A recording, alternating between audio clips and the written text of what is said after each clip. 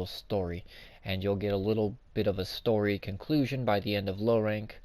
And then you go, if you want to go further, you can go into high rank. So the base game of Monster Hunter World basically has different tiers of difficulty, but old Monster Hunter veterans know the difficulties as such: low rank, high rank, G rank. G rank is your one-shot difficulty, the difficulty that will make you cry, scream, rage, and otherwise. It's very hardcore, as they say, right, ladies? Right, okay. Anyways, some of these ladies out here like it hardcore, just saying. Anyways, moving forward. So let's look at the low rank armor sets you can acquire, depending. And remember, there's a bunch of monsters in the game, as you saw from the list. But I'll go ahead and show you how many quests came with Iceborne, and then I could show you like high rank quest if I wanted to do that. But basically, you go to post a new quest, and let's say we want an optional quest. We have an optional quest here, and we have, yeah, I don't have the arena quest. We have Far Far Away, which is that big giant rock I normally fight. And then these are all your optionals. Optionals usually give you like mantles or certain like cooking ingredients to buff you on a hunt. And then obviously we have investigations, which are more or less your investigations are like your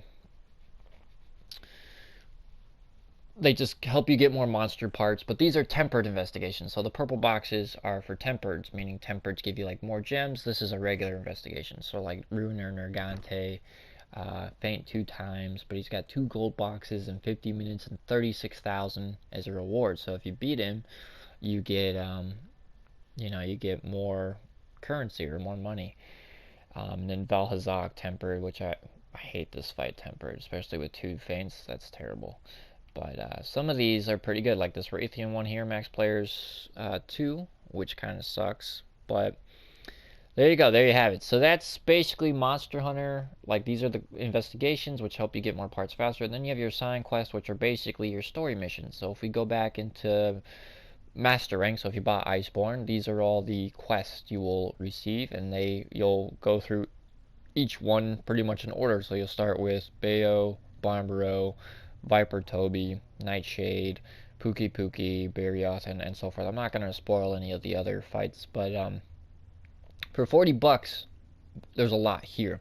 You also get a room, and you get an upgraded Gathering Hall. So the Gathering Hall, when you're in a multiplayer session, allows your friends and you to see each other in the game.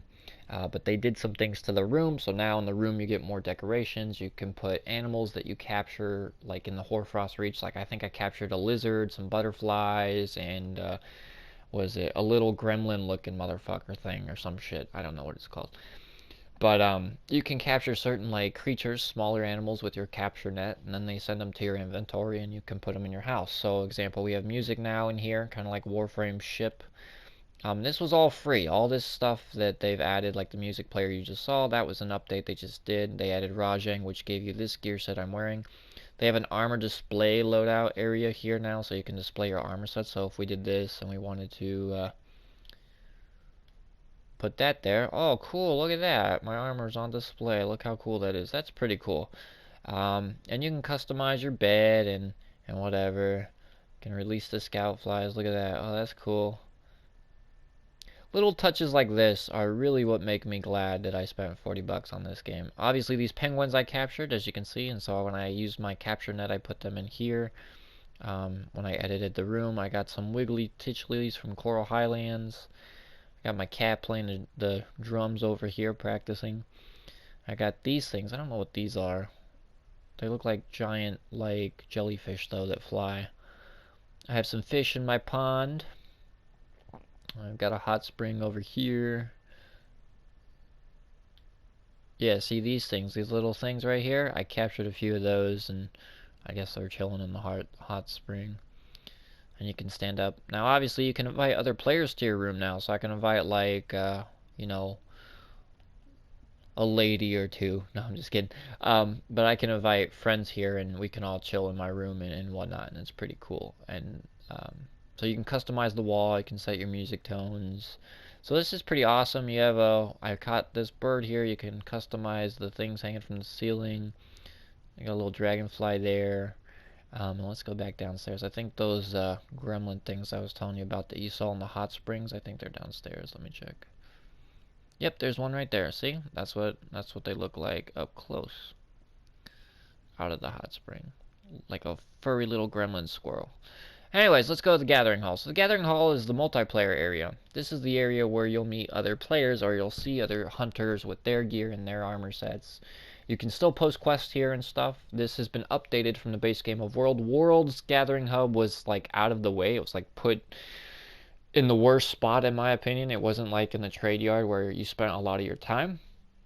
And so you had to go out of your way to get to it. This one, luckily, is not too far away in Celiana, and it's much bigger. It's so much bigger. You can fit a lot more people in here, so there can be a whole lobby of like 16 plus people in this one gathering hub. And yeah, as you can see, this one's way bigger. My name pops up so people can see me. You got food here. You've got hot springs here and so forth, and quest givers and all this crazy shit, and then a bunch of fucking gremlins sitting up here. So if you ever want to go in the sauna, you can. You got a giant keg here, because why the fuck not, right? Um, this is really cool. You can chill in the spring. You can even pet your cat in one of the springs. Not this one, but in the hot tubs over here. You can actually pet your kitty. Now my cat's got some weird armor, so it's not going to look as cool. But if I want to pet my kitty, he'll come up to me and I can pet him. My kitty looks like he's like, was it Piccolo from Dragon Ball Z or some shit, because he got like this weird ass crown and glowy aura around him. But yeah, you can pet your cat, you can pick your cat up so he doesn't get wet, because cats don't like water, especially hot water. So you can like kind of almost dunk him like feet first in, but you don't want to because he'll get scared. So that's pretty cool, and yeah, that's pretty much Iceborne. Iceborne is a great $40 expansion. There's a lot here. There's a lot of fights. As you saw, I showed you the quests. There's a lot of assigned quests you can do with Iceborne, and then there's obviously optionals. And keep in mind, just when you finish the story of World or Iceborne, you still have your optionals you got to do for your mantles so you can survive longer, but you also have investigations, and who knows, in Iceborne I uncovered Brute Tigrex, Silver Rathalos, and Gold Rathian recently. So, and that was because I hit MR 125. As you can see on the right there, I'm MR 131. So there was a quest that popped up when I hit 125. So the higher MR you get, so once you beat the storyline of Iceborne, you'll probably be MR 16. About the same when it comes to HR for World. I think World's HR when you beat the story is 16. So once you beat Iceborne's story, or a side quest, you'll be MR like 16. You have to then grind your way up to like MR 125 and beyond to get more quests to unlock. And that's what's really special, because the more, like I said, the more time you put into the game, the more things start to open up. They're not just going to open up immediately like a lot of games do. Like, oh, here's all the quests your little brain can handle. Go crazy. No, certain quests, the hard quest, the challenging quest, they start unlocking when you reach higher MRs. And this is what makes Monster Hunter great, because your average player is never really going to get here, because they'll probably give up playing the game because they'll get frustrated. Whereas someone who's dedicated, puts in the time, is willing to put in that time, will reap the benefits. Okay? And that's why Monster Hunter to me is a great game, because yes, there are people who have reached MR 120 and beyond, obviously by now, that probably still suck.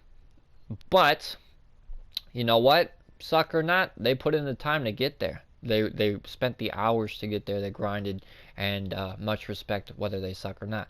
But there are some people that still suck at endgame levels, as you've seen with games like World of Warcraft and other MMOs, etc. But I like the fact that, like, we have a buddy. Wrath knows the buddy I'm talking about. We have a friend who's been not really. We've been trying to get him into Monster Hunter, right? We've been trying to. He's got World. He's got the base game, and he kind of gave up on it. He didn't want to continue playing it. He only got a couple bosses into low rank, and he quit playing. You can't do that. As you saw, like, I'll show you all the armor sets for low rank real quick. We'll go into that, and then I'll go through like how much remember, these are all different fights. These are different levels of fights. So obviously As you can see, I've got low rank, high rank, but look at this. I'll just scroll up, and this is all your low rank stuff, right? That's all your low rank. So by the time you finish low rank, you're gonna fight what's called Zora Magdaros. I think, oh no, you'll fight Diablos at the end of low rank, right? And that's your Diablos gear. Then you reach high rank, and when you finish, you're gonna fight a new Diablos and Black Diablos too. Black Diablos is a bitch. Regular Diablos, you thought regular Diablos was hard? Psh, Black Diablos sucks ass. You're gonna hate Black Diablos. Then you eventually finish high rank, and you'll unlock some better sets. These are rank 12 sets, you know, Elder Dragon armors, which we had for a long time in the base game of World. Those who remember these never forget, right? These were our end game sets. The Draken gear from Behemoth here, the Final Fantasy Draken Warrior set. And that's that, right? And then you have some event stuff here and further down probably that I haven't unlocked because I lost my save. But then you go to Master Rank, and Master Rank is all that shit times 10, right? It keeps going. Oh my goodness, look at all this content you can, all these armor sets you can make. And they have Alpha and Bravo sets, and there's differences. So the Alpha set basically has all the perks in one, but it has less gem slots. So on the right there, you'll see the slots. Slots include gem slots, okay? B Bravo set usually has better gem slots, but it loses some of the perks that the Alpha set has because you can then customize the Bravo set. The guild set right here, this is the one you see in the trailer that the guy's got the longsword with. I have that. I was working on that, I should say. And then there's this one, which is the Alpha set, basically the same set, minus it's got more perks. Nergante Master Rank set, which I'm not really fond of for the males. I'd have to check the female one though, but I'd have to get there on my female character. She's far from Iceborne, guys. She's not even close. Luna's set looks pretty good. I'm not gonna lie. The new Luna armor looks great, and I can't wait for Cold Tear-Off to possibly pop back up, maybe, unless Capcom has other plans. So this is your, you know, your gear, ranked rarity 12, which is the highest rarity, and they have armor perks on them, bonuses that help you do more damage and such. And that's Iceborne. You also have charms. You have charms in Iceborne. Hang on, let's go through that. I apologize. Stop it. You have charms. You have layered armors. Layered armors basically cosmetic armors you can make. You can make all the layered armors you want if you want to. I'm not going to make any of these really because I don't really care for these. They have the Bayek set. It's just cool. Did they add any more? They didn't add the... Yeah, they didn't add a bunch, did they? They added very little. At least Capcom tried. You can have glasses, shades. You can have this set, which is like your hot tub set. So I mean, they have that. They've got pendants. Pendants are basically like little flags you can put on your blade. See there, the orange flag that's chilling there, and you can put those there if you want to. You don't have to, but you can. And I thought that was really cool as well. Now, that's my Iceborne review. Hope you guys enjoyed. I could talk more about it, maybe do a part 2 because I am limited to 15 minutes. But obviously I really enjoy this game. Palico gear is really up there too. There's a lot of different armor sets for the cat as well that you get or that you can make. Obviously my cat's name on this character is Khan. And he's got a bunch of new sets. I haven't crafted everything for him because Palico equipment does cost some of your monster resources as well for monsters you've hunted. But as you can see, we got like the little mermaid kitty is adorable. Look at that.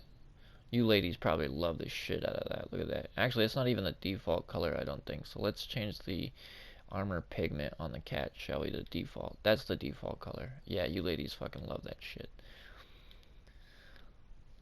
But that's pretty cool. So there's Iceborne. There's a lot of content here. That's just one armor set I'm showing off, but that's obviously an Elder Dragon armor set for the Palico. So I'm not going to reveal that. You'll have to get Iceborne. But highly recommended game. Very good game. But it's a game you have to put time into.